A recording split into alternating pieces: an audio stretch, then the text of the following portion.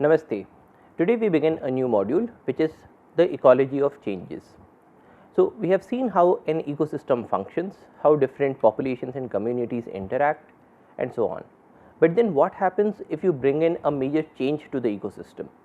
Now, these changes are becoming important day by day because of the disasters that we are observing in the world.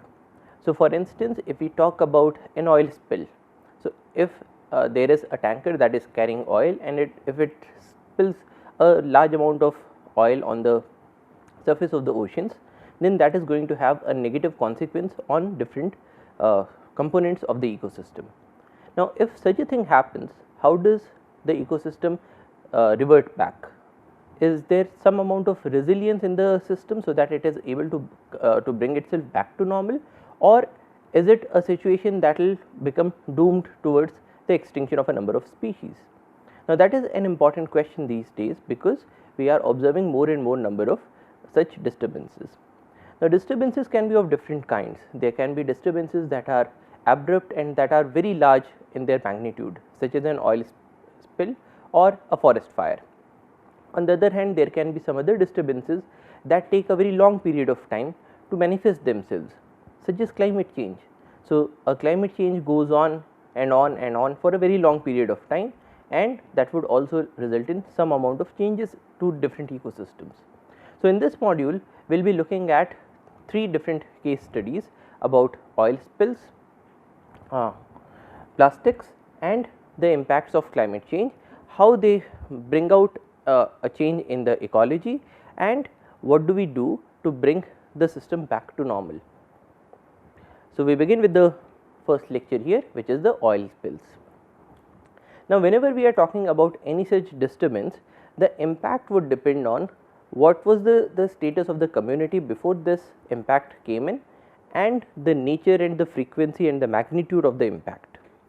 So, we can classify the situations into 3 different categories.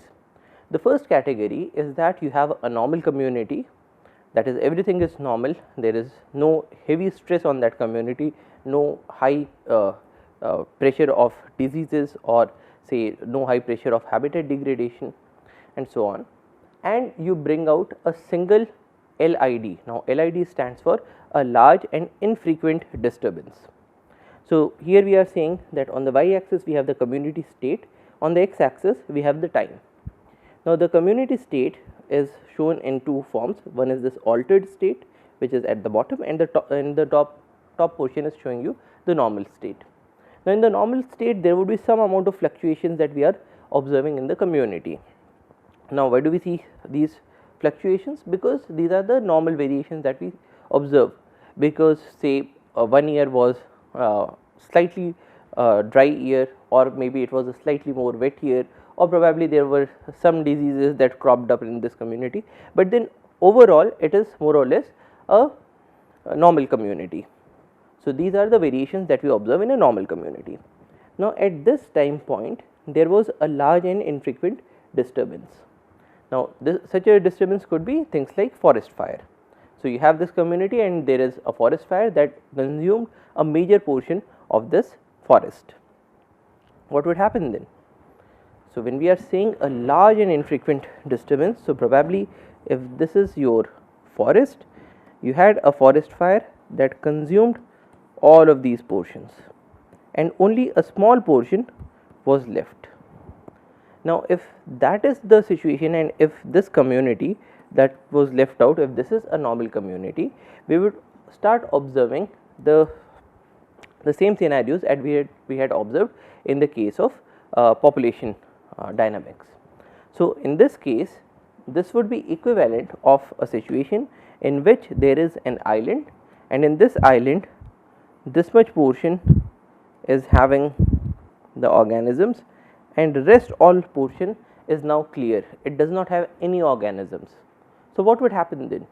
Then these organisms that are already existing, because they are a part of the normal community, they would start dispersing out, because these areas that are now vacant. So, this is a vacant area. So, this vacant area has the resources in the form of minerals. So, because it has minerals, when it rains, then we would start observing some vegetative growth.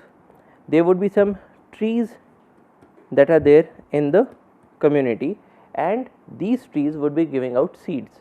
Now, if you have some birds in this area, those birds would be carrying those seeds from this area probably to this area as well, or maybe some amount of seeds would come out because of a wind flow or because of a water flow. So, there are a number of situations. At the same time, it is also possible that when this area was burnt out, there were some seeds or maybe some root stalks or some tubers that remained below the ground. Now, if you have these root stalks that are below the ground, so even if you have a fire on top of this forest, these portions are still alive, and so in the next rains they would start giving out a sprout. So, we would start observing sprouts everywhere, and in a very short period of time we would see that there are herbs, there are grasses, there are shrubs, and maybe even saplings of the big trees that are now coming up into this area. Now, once that happens, we will also have a situation where you have ample amount of food that is available to the animals. So, the animals that were a part of the community that was left out or that was not consumed by the fire, now those animals would also now come out, and they would also start browsing or grazing onto these herbs and shrubs. Now, once that happens, in a short period of time, this whole area would start showing up the characteristics of a healthy ecosystem once again, because you would have the plants, you would have the trees, you would have the animals, you would have the birds, the microorganisms, the small little degrading organisms, the saprophytes, and so on. They will start coming up into this area, and in a very short period of time we will have that this community is able to bounce itself back to the normal situation. So, here we have the normal community, you have a big forest fire, but then with time it starts recovering, and once it has recovered, it becomes a normal community once again. Now, the most important points in this state would be that you have started with a normal community and you only have one disturbance. But then what would happen if you have, say, a number of disturbances? So, in this particular example, when we were talking about a forest fire, now let us consider another example where you have this big forest, and in this big forest there was a forest fire and all these portions were consumed out and only this portion remained. So, now as before, all of these areas now behave as freely available areas, and then you have the organisms that are now starting to come out. But then once that is happening, once you are observing some regeneration in these areas, let us suppose there is another calamity. So, probably there was a river flowing in this area, and this river now floods the area. Now, when it floods this area, probably all of these regions are now inundated, and once that happens, all these small seedlings and saplings that were coming out, all of those small root portions that were giving out the sprouts, now all of them are inundated with water, and when they are inundated with water, they die out. So, now we are observing a situation in which there is a community, a healthy community that suffered one large infrequent disturbance, and after that it was trying to come up again, it was trying to show its resilient character, it was trying to come back to the normalcy. But then we observe another disturbance in the form of another large infrequent disturbance. Now, what would happen in that situation? So, in that situation, the saplings that were coming out are now all dead. So, in this case, those seeds or seedlings that were saved from the forest fire are now again dead. What will happen then? So, this is how we can represent such a scenario. So, you have a normal community, you have a large infrequent disturbance. Now, this community is trying to come back to the normalcy. Then you have another large infrequent disturbance, and now there are no more living seedlings and saplings in this area, because anything that was saved from the forest fire is now consumed by the floods. So, once that happens, if you have a series of disturbances that come up in a normal community, you will have a situation in which the community after a while will not be able to come back to the normalcy. So, it will behave as an altered community for a very long period of time, because you now no more have any seeds or any root stocks to bring this community back to normal.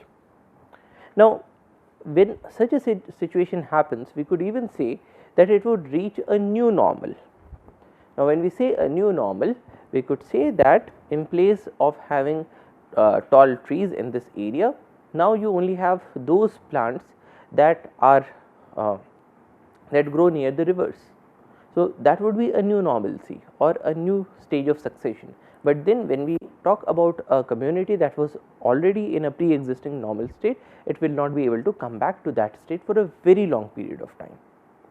Now, there can also be a third situation. Now, this third situation is when you have a community that is not normal from the beginning. So, it is already suffering from some level of disturbances. So, it is not a completely altered community, it is not a normal community, it is somewhere in between. Now, a good example would be a forest that has a lot of insect infestation. So, in that case, most of the trees are diseased trees and they are not normal trees, so to speak. Or an area that let us say there is a water body, and this water body is getting a number of contaminants in the form of pollutants, because there is a municipal drainage that is draining into this water body. So, in that case, all the organisms or most of the organisms in this water body are now already in a state of stress, they are not a normal community anymore. Now, if that is the situation and if we see a large infrequent disturbance, so in that case the resilient power of the community has already been lost because of the long period in which it was suffering the stress. So, if that is the situation, if you have a single large infrequent disturbance, it is possible that your community will not be able to come back to the normalcy for a very long period of time. Now, a good example in that case would be, say, an animal community. So, you have a community of animals, and those animals are not the normal animals, because they have a very high load of, say, parasites. Now, if you have a very high load of parasites or maybe some viral diseases in that community, if there is a large infrequent disturbance, then because already they are very much stressed, so their rates of reproduction or the rates of bringing the system back to normalcy is already hampered. So, in that case, if there is a large infrequent disturbance in the form of, say, a heavy amount of poaching, so these animals that are left out, they are already so diseased and so weak that they will not be able to reproduce in a fast enough rate to bring the system back to normal. So, this is what we are seeing in this particular instance. Now, we will look at some examples of these large infrequent disturbances. They can be things such as fire.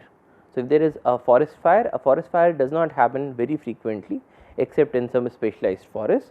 So, we can say that it is an infrequent disturbance, and it is large because of its large magnitude and the large area that it covers. Another example is a storm.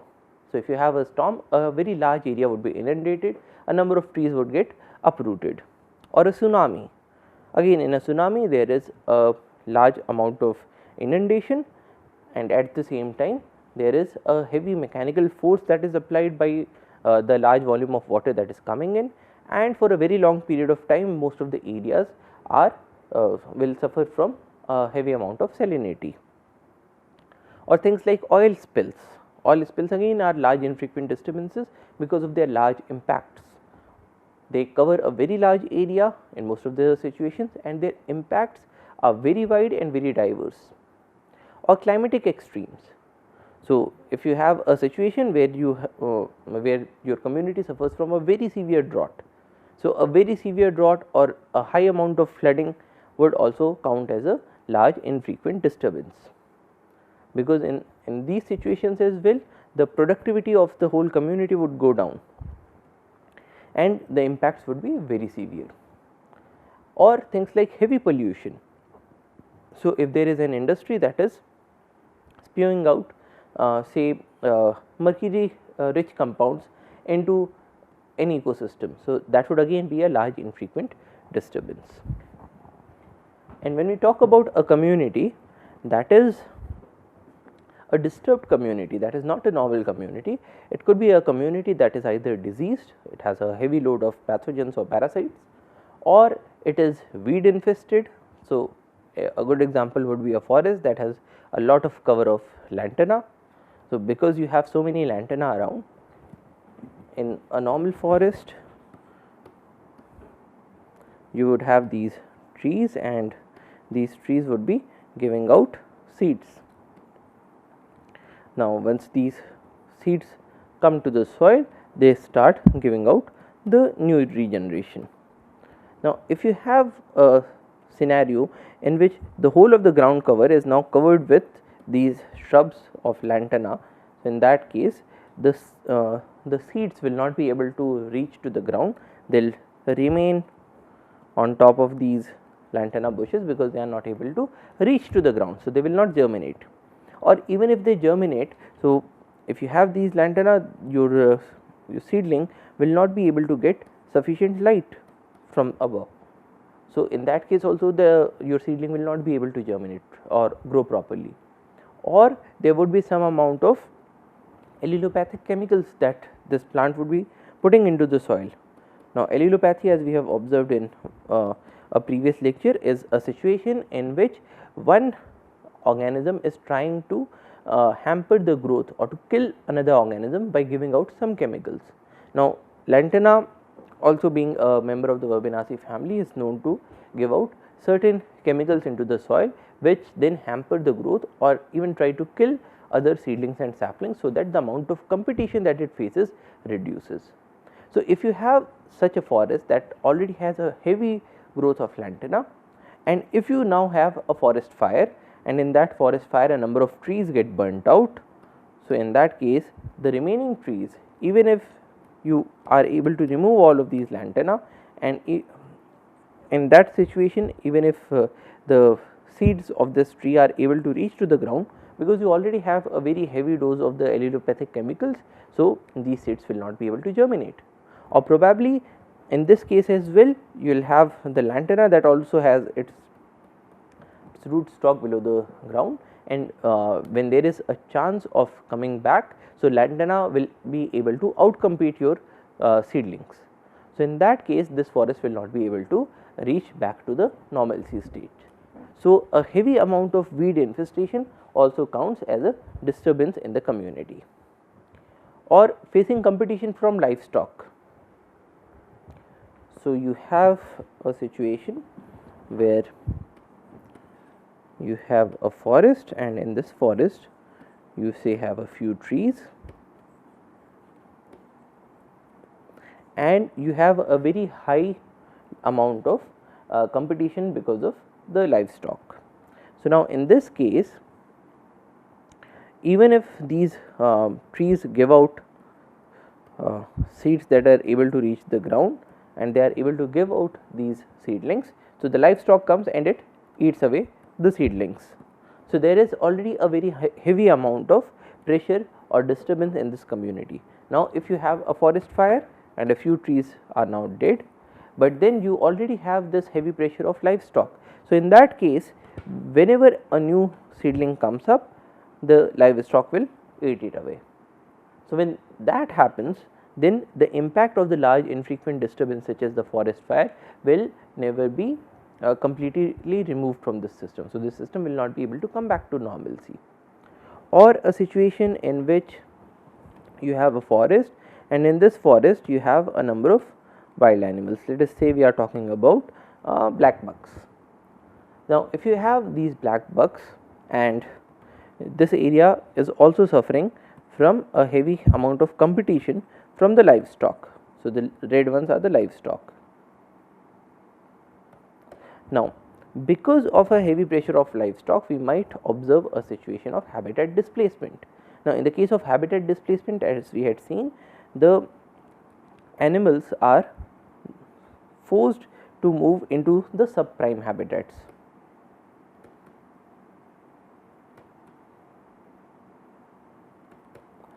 So, in this situation we will say that the black bucks are forced to move to the subprime habitat, say in the hills.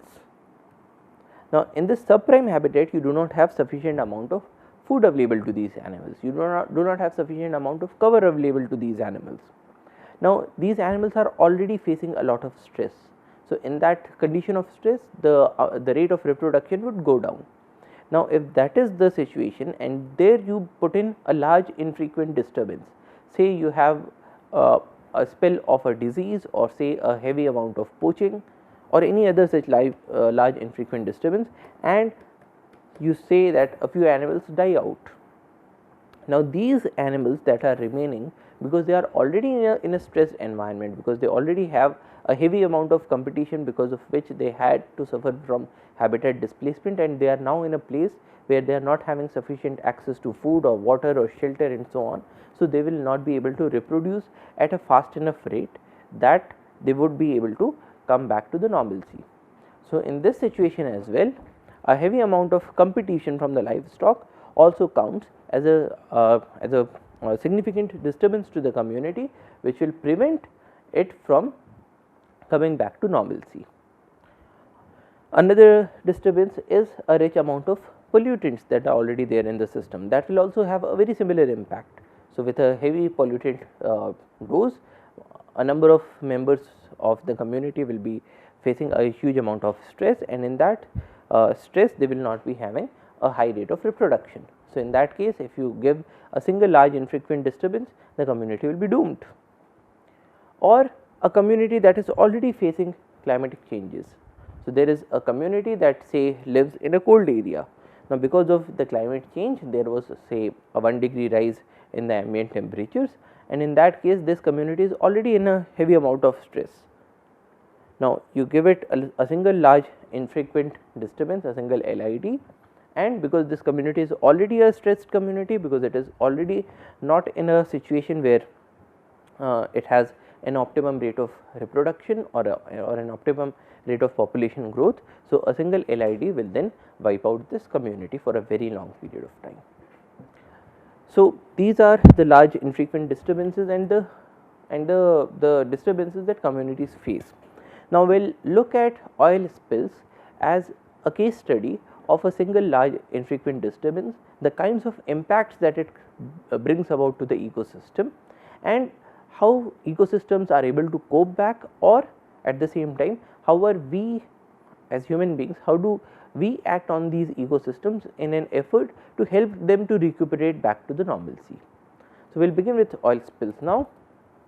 Now, oil spill is the release of liquid petroleum hydrocarbon into the environment. So, that is the definition.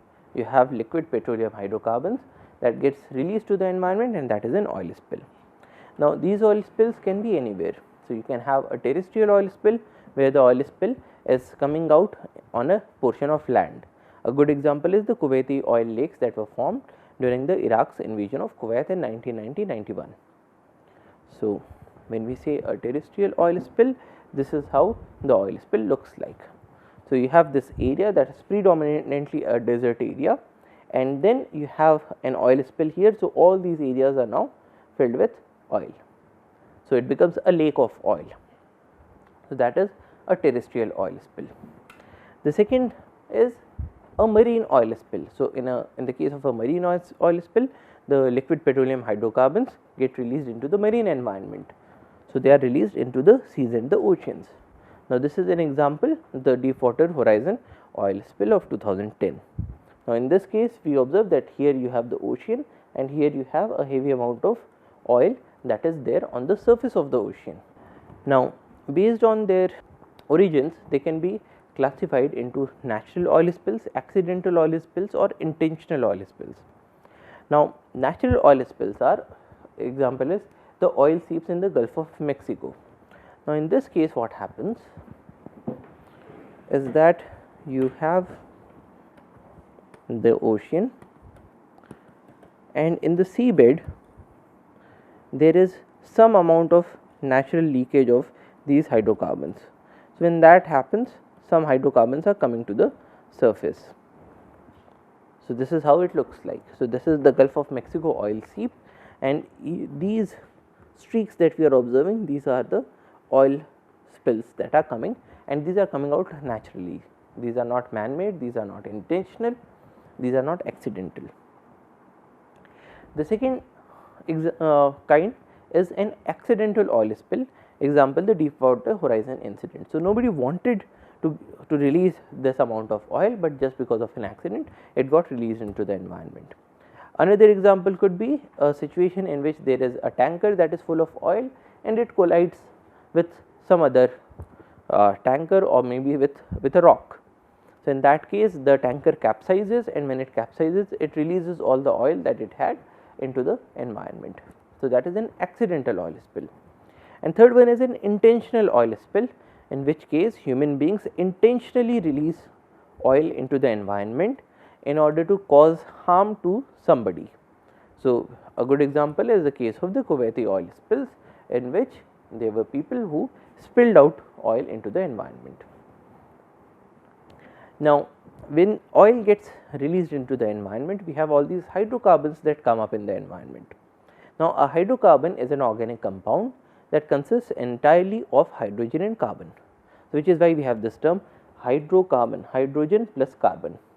So, these are compounds that are made of hydrogen and carbon, and they form a major chunk of the petroleum that is released into the environment. Now, these can be straight chain molecules, these can be cyclical molecules, or these can be aromatic hydrocarbons. So, these are some common hydrocarbons that we see in oil, and all of these will have different impacts on the ecosystem. Now, we classify these hydrocarbons on the basis of their specific gravity. Now, group 1 hydrocarbons are those that have a very low specific gravity, such as kerosene. Now, it becomes important to classify them on the basis of a specific gravity, because the group 1 hydrocarbons, when they are released in a marine environment, they will remain on the top surface of the water. So, they will come to the top surface and they will be exposed to air, they will be exposed to the sun. Whereas, group 5 hydrocarbons are those that have a very high specific gravity, that is greater than 1. Now, in these situations, because they have a high specific gravity, they will sink down to the bottom. Now, why is that important? It is important because this helps us understand the impact of these hydrocarbons on different ecosystems. So, if there is an oil that comes to the surface, now if it comes to the surface, so birds will get exposed to it, or maybe the mammals that are coming to the surface to breathe. So, examples include whales or dolphins, or even reptiles that come to the surface to breathe like turtles, they will all get exposed with this hydrocarbon, because this is on the top surface of the water. So, any organism that is either reaching the waters from the top, for example, birds that are looking out for fishes, they will get exposed, or any organism that is moving from the bottom to the top to have access to the air, it will get exposed. And in the case of group 5 hydrocarbons with high specific gravity, they are coming down to the bottom of the oceans.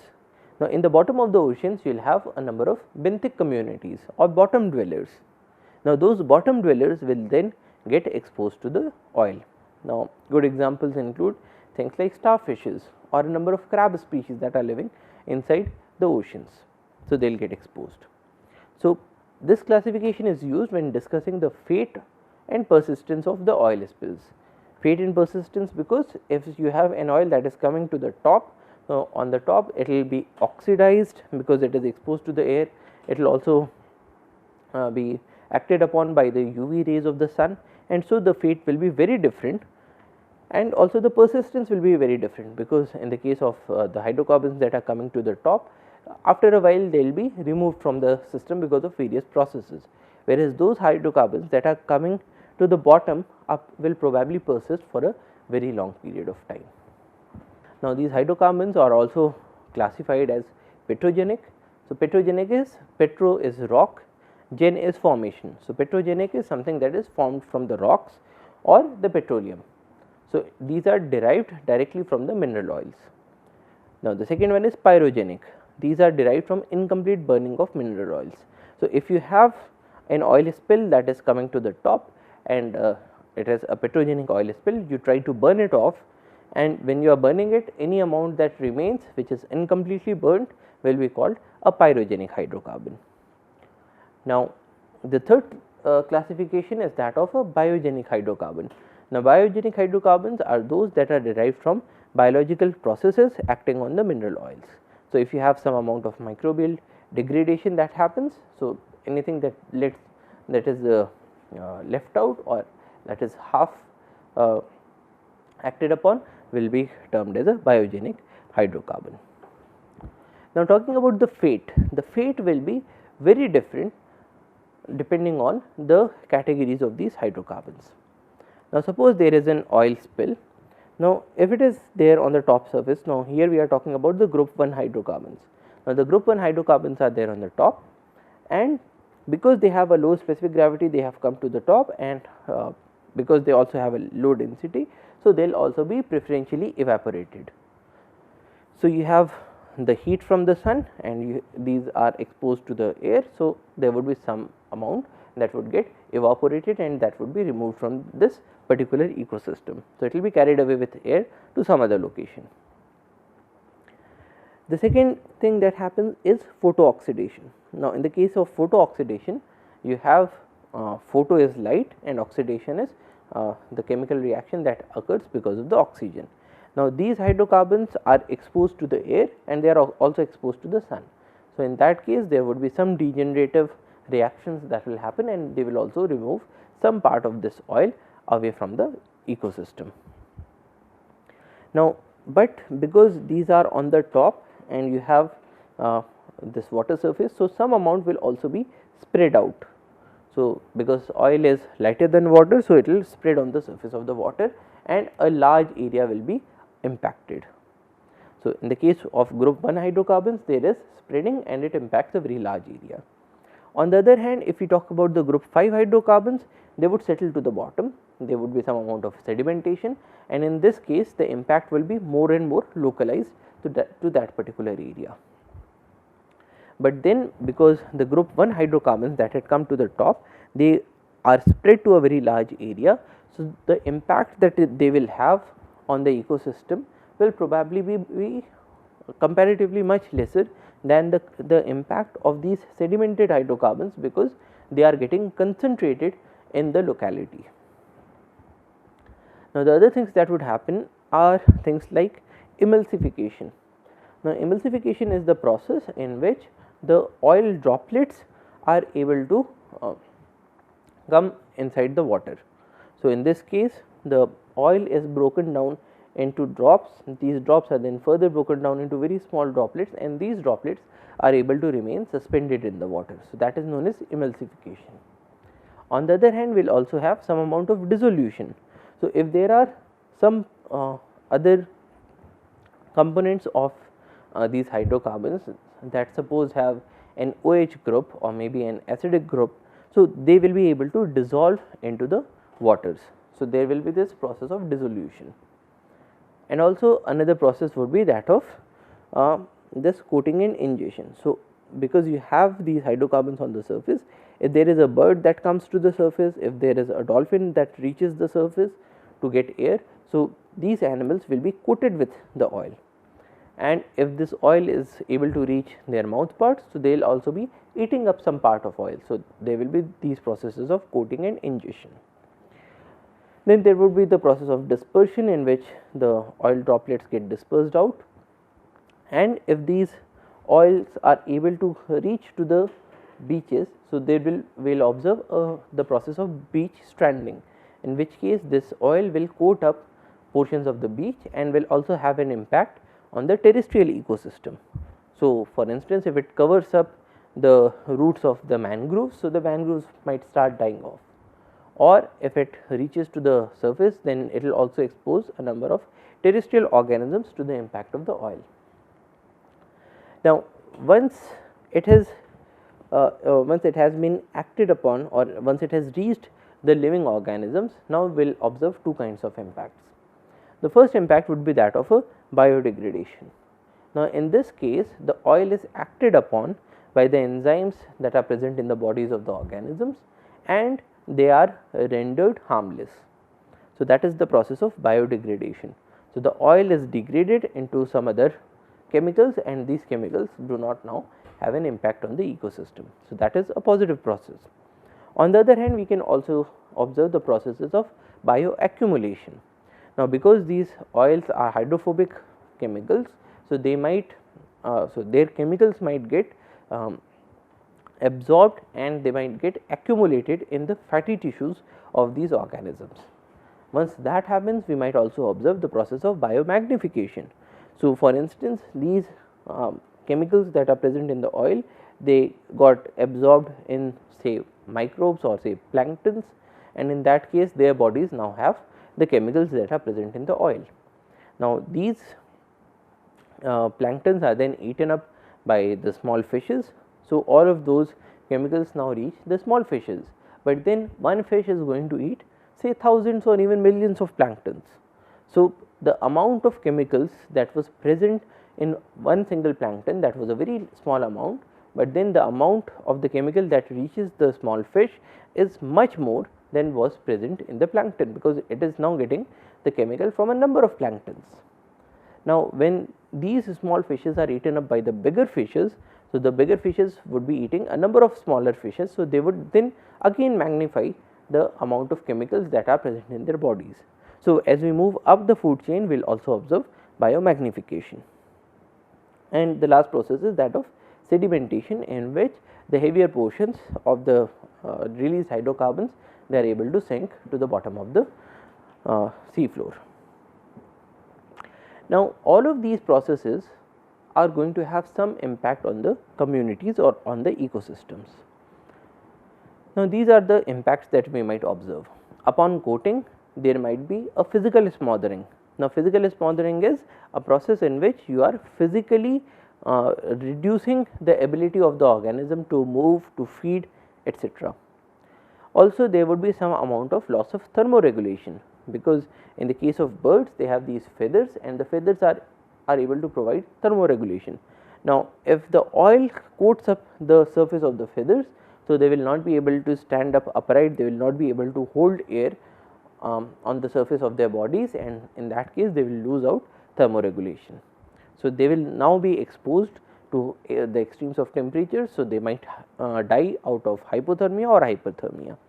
So, if they are exposed to cold environments, they will die of hypothermia. If they are exposed to warm environments, they will die of hyperthermia.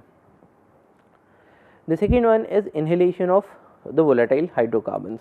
So, those hydrocarbons that are volatile, they will be inhaled, they will reach into the respiratory system, they might result in some amount of toxicity, or absorption through the skin and mucosa. So, some of the chemicals will get absorbed into the body and show their toxic impacts. So, this is upon coating. If these chemicals get dissolved, so if they are dissolved, so they will also get absorbed through the skin or through food and be able to show their toxic behaviors. Now, the factors that influence the impact on these hydrocarbons include things like seasonality. So, if you have a community in that is in its breeding season, now if you impact this community in the breeding season, so you are not allowing the young ones to come up, or if there is presence of eggs or juveniles. Now, when an organism is having the young ones, it is having the offsprings. So, typically in those organisms that are that show parental behavior, the parents are already very much stressed, because they not only have to bring food for themselves, but they also have to procure food for the offsprings. Now, in that case, if you have this large infrequent disturbance of oil spill, so the impact on the community will be very large. Or if you have eggs or juveniles nearby. So, if you have a juvenile, so a juvenile or a young organism is not able to fend itself off in an optimum manner as compared to the adults. So, in this case, the impact of the oil will be much greater. The impact on the organisms will also depend on which organism is impacted. So, if there is an impact on the keystone species like mangroves, so the impact on the ecosystem will be much greater.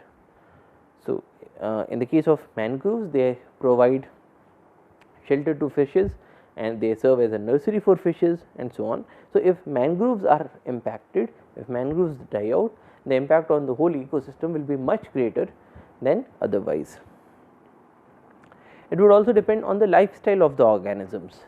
So, those organisms that have a long lifespan and K selected reproductive strategy will be more impacted. So, we have seen in the population dynamics classes that organisms can have two strategies. One is the K selected strategy, the second one is the R selected strategy. Now, in the case of a K selected strategy, the organism produces less number of offsprings,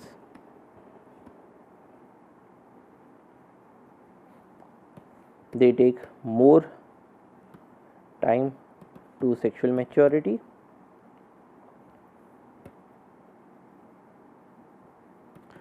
and they involve some amount of parental care. Now, in this case, the strategy of the organism is to produce less number of offsprings and to devote more time and more attention to those offsprings, so that they are able to survive and produce their own offsprings. So, it is a method of enhancing fitness of the species by producing less number of offsprings and giving them more time and attention. But then, because we have less number of offsprings, so if those offsprings die out, the species does not have another way to produce more number of offsprings, because that this species has already selected the K selected strategy. Good examples include things like dolphins, or in the case of terrestrial ecosystems, things like tigers. Now, the impact on dolphins and whales will be much greater because they are K selected organisms. Now, the second kind of organisms are the R selected organisms, which show a very different strategy to increase their fitness. So, they produce more number of offsprings,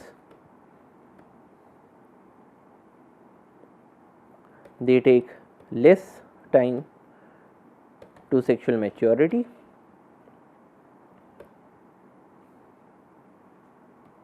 and less or no parental care.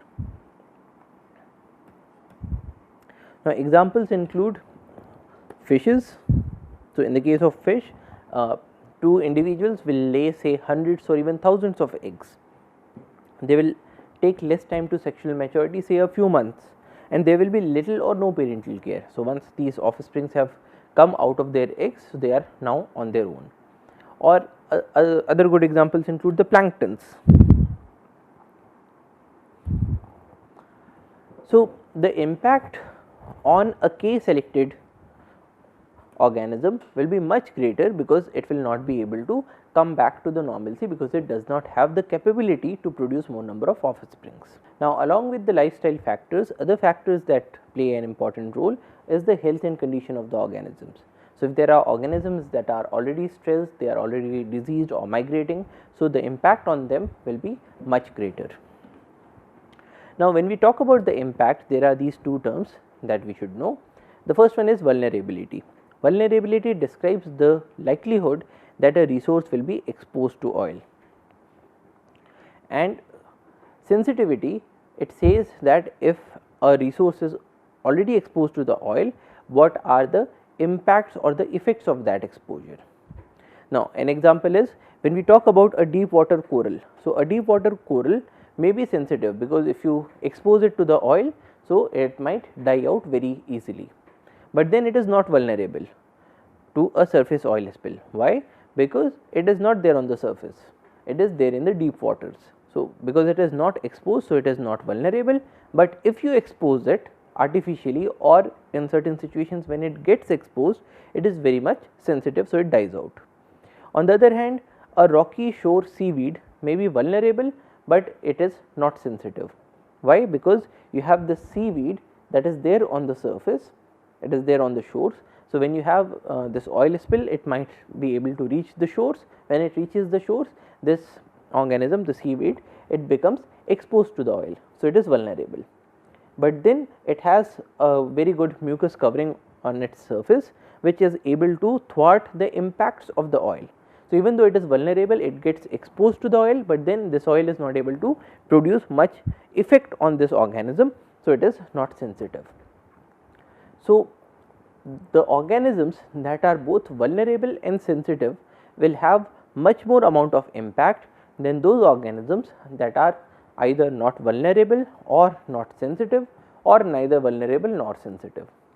So, vulnerability and sensitivity play a huge role in determining the impacts on different portions of the ecosystem. The other terms are toxicity. So, toxicity is the potential or capacity of a material to have adverse effects on living organisms. So, when we say that there could be some toxic components in the oil, it means that there are some components in the oil that will be able to produce adverse impacts or negative impacts on the living organisms. Now, toxicity is divided into acute toxicity and chronic toxicity. Acute toxicity involves harmful effects in an organism through a single or a short term exposure. So, acute toxicity is short term toxicity. So, for instance, if you say give cyanide to an organism, the organism will die out. So, that is an acute toxicity because cyanide is able to act very fast. On the other hand, there are things like chronic toxicity. So, chronic toxicity is the ability of a substance or a mixture of substances to have harmful effects over an extended period of time, usually upon repeated or continuous exposure, sometimes lasting for the entire life of the exposed organism. So, a good example could be some types of pollutants. So, if you have a heavy amount of air pollution in your area, that might be able to produce a negative impact into your bodies, but then it will take a very long period of time to show its effect. So, it is known as a chronic toxicity, or this could include things such as the pesticides. So, there are pesticides that have a very acute toxicity. So, if somebody is exposed to a pesticide in a huge amount, he or she might die out. But at the same time, if we are getting small doses of pesticides because of the food that we are eating every day, so if those pesticides get accumulated in the bodies, so over a very long period of time they will also show their own impacts.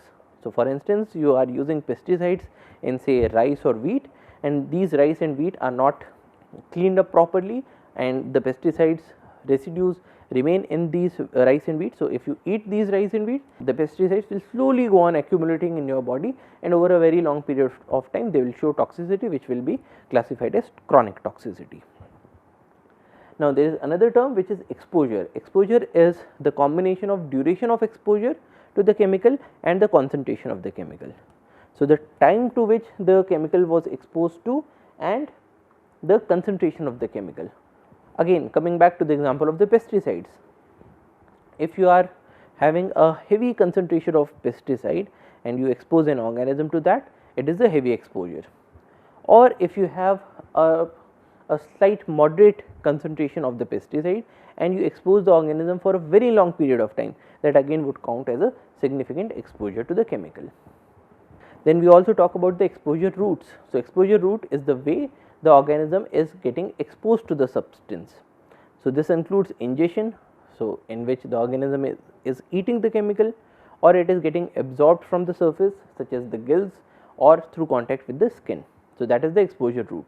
Now, different chemicals get absorbed through different exposure routes, and they might be having different impacts on these different organisms that are forming a part of the ecosystem. The next term is magnitude. The magnitude of a toxic effect depends on the sensitivity of the organism to the chemicals, but it is also a function of both the concentration and duration of the exposure to the chemical. So, the magnitude of the impact would depend on how much sensitive the organism is to the chemicals. So, if you expose corals to the chemical, so they would die out very fast. If you expose the seaweeds to the chemical, they will die out very slowly because corals are much more sensitive. So, if an organism is sensitive, the impact will be much greater. Also, if the organism is not that sensitive, but you are exposing it to a very heavy concentration for a very long period of time, then also the impact will be large or the magnitude will be large. And when these magnitudes are large, they might even result in the lethality to the organism. So, lethality is a term that we use when there is a death of the organism. So, you exposed these organisms to the oil, and there are some organisms such as dolphins that die out. So, we will say that the oil had a lethal effect on the dolphins. On the other hand, it might also have a sublethal effect, in which there is a reduction of biological function or health. So, you expose planktons to these oils, and these planktons did not die out, but then their growth rate say reduced. So, in that case we will say that there was a sublethal effect on these organisms. Now, the other terms are bioavailability. Bioavailability is the extent to which a chemical is available for uptake into an organism. Now, with respect to oil spills, it is usually closely related to both the display of toxicity and the rate of biodegradation. Now, bioavailability would say how much toxic is this chemical and for how long a period is it available to be absorbed by these different organisms. So, if it is a persistent chemical, so it will be bioavailable for a very long period of time. Now, the second term is bioaccumulation. Bioaccumulation occurs when an organism absorbs a toxic substance into its tissues at a rate that is greater than at which the substance is lost. Now, what we are saying here is that if you have an organism,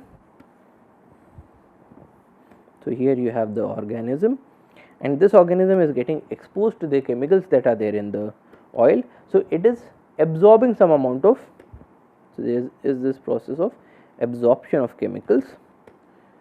So, the chemicals are getting absorbed and then these chemicals are also getting released out.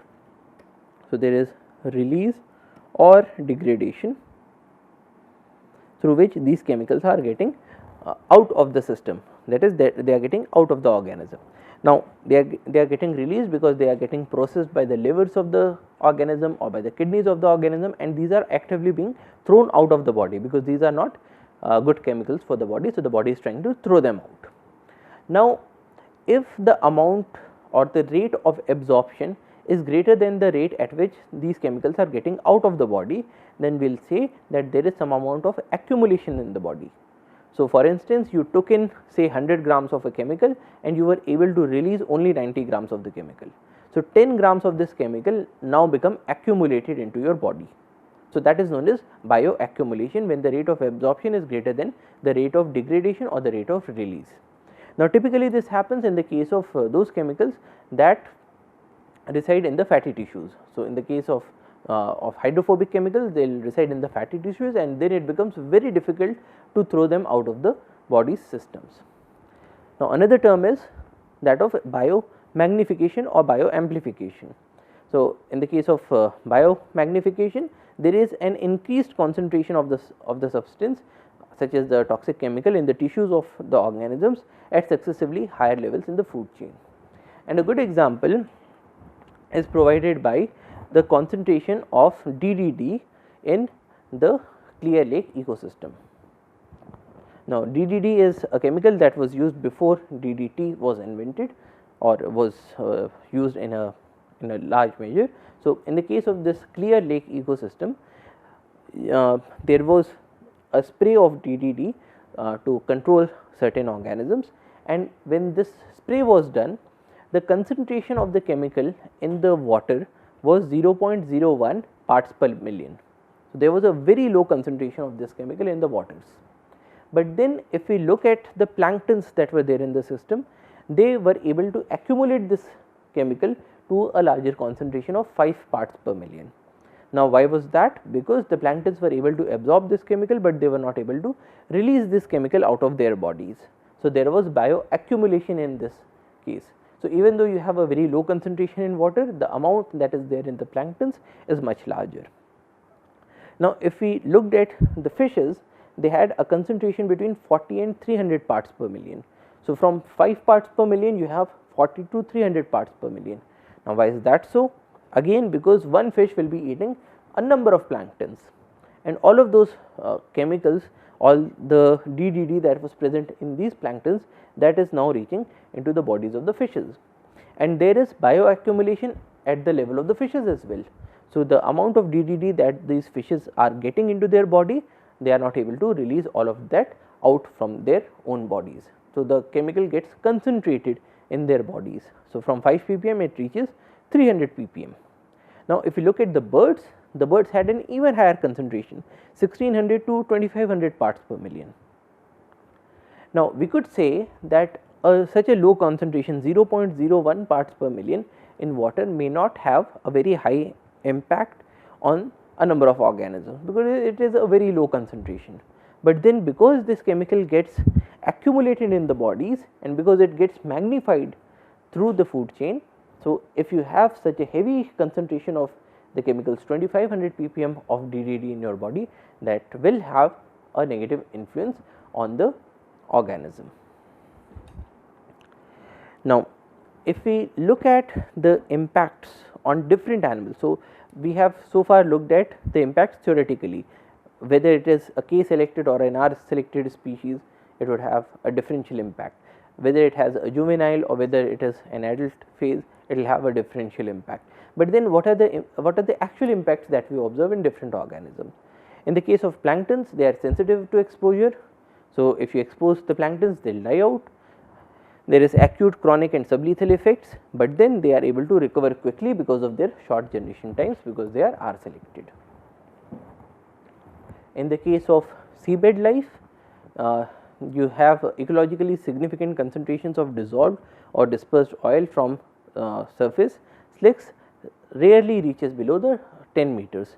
So, in this case they are less vulnerable, they are not that much exposed to the oil, except in the case of subsea releases or subsea blowouts that have a larger potential.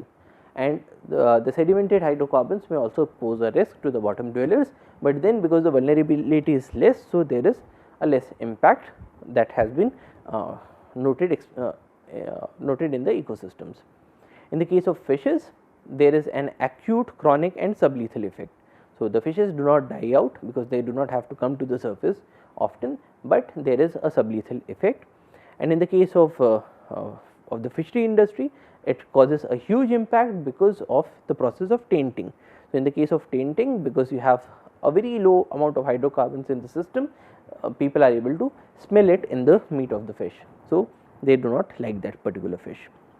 In the case of marine mammals, the effect is much more because they need to surface periodically for air, and so they are exposed to high concentrations of oil. And in this case, if there is soiling of fur, then it impairs the insulation and water repellence. The cleaning of fur by licking, it may lead to ingestion, or there could be smothering of airways if the oil reaches into the airways. So, the impacts are much greater in the case of the marine mammals. Also, in the case of marine reptiles, they also need to surface periodically for air. They are also exposed to very high concentrations of oil, and here also there is a large scale lethality that is observed because of smothering, and especially if there is a seasonality of nesting and egg-laying behavior. So, if these animals are there in the egg-laying stage, so in that case the impact will be much greater. In the case of birds, for those birds that are coming down to look for fishes, they are also exposed to very high concentrations of oil, and in this case also if there is physical oiling that causes hypothermia, reduced ability to move, reduced ability to feed. There could be ingestion if they are preening or if they are feeding on this contaminated food because of the process of biomagnification, and there is transfer of oil to eggs and young ones. If there is such a transfer, then it also reduces the amount of survival, because if there is oil on the body of the bird and if it goes and sits on the eggs, then it might cover the egg, and in that process the egg will not be able to get oxygen for the developing chick. In the case of shoreline and coastal habitats, the seaweeds are much better protected from oil because of the mucus coating that resists oil. So, the sensitivity is less, but mangroves get killed very easily because their pneumatophores or the roots that bring in air, they get clogged. Burrowing crabs may be killed if their burrows get inundated with oil, and because of these large impacts on different organisms of the ecosystem, the cleaning and recovery becomes very important. So, cleaning and recovery is a process through which we are trying to help the ecosystem to come back to its normal stage. So, there is this large infrequent disturbance which brought the ecosystem down. So, we are trying to bring it back to the normal state. Now, cleaning in this context refers to a level of a return to a level of petroleum hydrocarbons that has no detectable impact on the function of the ecosystem. So, you are trying to reduce the amount of oil that is present in the ecosystem, and recovery is the re-establishment of the biological community in which the plants and animals characteristic of that community are present and are functioning normally. So, you are trying to reduce the amount of oil and you are also trying to help the ecosystem come back to its normalcy. So, cleaning operations include contain and scooping operations in which the oil is physically removed, or you can burn the oil, or you can disperse the oil using detergents, or you can just let nature act, because you already have so many natural processes, photo oxidation, dispersion and so on, that will reduce the amount of oil that is present in the ecosystem, or you can make use of biological agents and fertilizers. So, in which case you try to increase the microbial community that is there, so that it kills off the oil. But then the most prudent strategies are to avoid setting up of rigs in vulnerable spots, prevent spills with better technologies, develop models to anticipate spread, so that you are able to concentrate your efforts to those areas that will be more susceptible, maintain rapid response teams and technologies, and utilize studies on long term impacts and mitigation options in all of your oil operations. So, that is all for today. Today we looked at the impacts that large infrequent disturbances can have on the ecosystems, and then we looked at the oil spills in a much greater detail as a case study. So, thank you for your attention. Jai Hind.